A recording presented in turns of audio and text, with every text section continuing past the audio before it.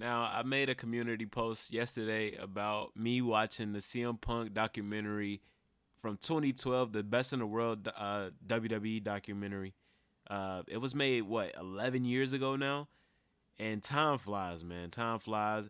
So with that, you kind of forget some things. I was what 12 years old. No, I was like 11 years old when that came out. So watching that as an 11-year-old, a lot of the same things don't hit.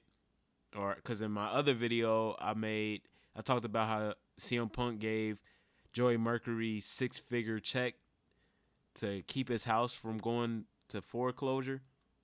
No, he bought the house. He bought he bought Joey Mercury's house. Um, and I just didn't remember that at all. Like no, and you're not going to hear that from the media. You're not going to hear that from Dave Meltzer. You're not going to hear that from Sean Ross Sapp.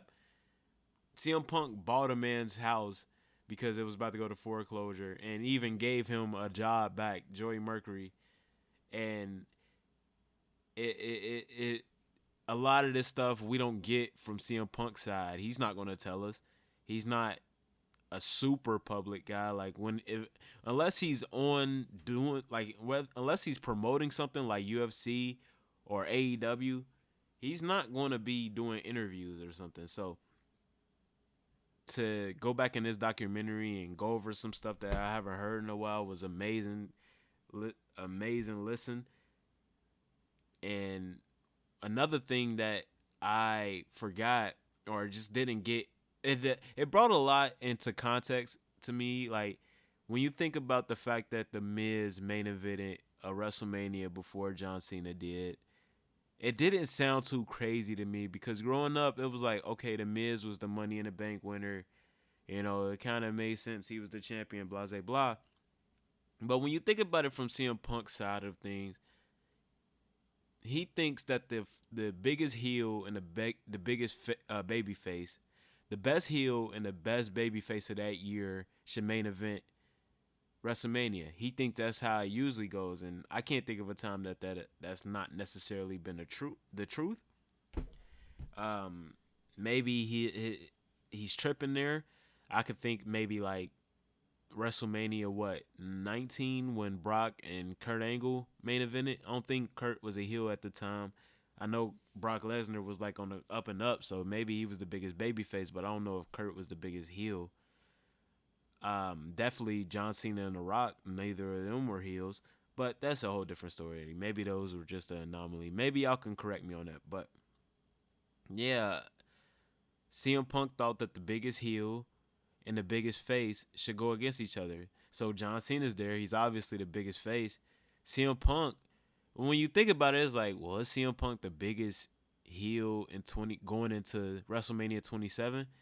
And when you take a step back and realize that was the year the straight edge society was a thing, and you think about the fact that he's coming off the Jeff Hardy feud, the Rey Mysterio feud, the straight edge society thing. Now he's the leader of the Nexus. If they would have treated the straight edge society right and treated them as over as they got, he definitely should have main evented WrestleMania. He definitely should have main evented in. I can't get mad at him not main eventing in 2012, aka 28, because that was planned ahead of time. That was planned before the pipe bomb.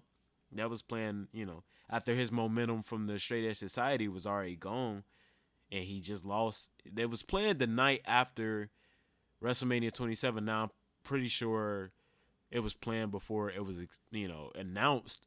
But by that time, CM Punk was not the biggest heel at that point.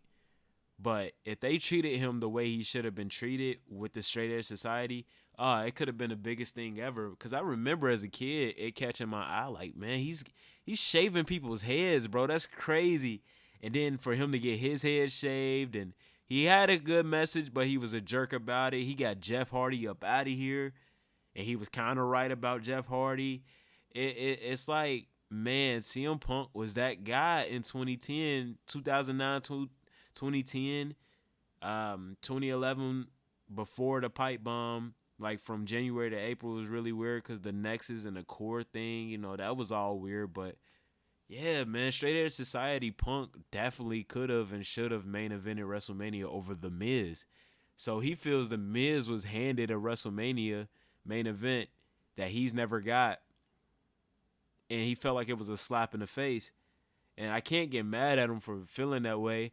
It's like it's a shock though, because at the same time, when he won the Money in the Bank for the second time at 25, he was like, okay, this is like a rib. This is like y'all way of making me carry extra luggage or something. Like he thought it wasn't even that big of a deal.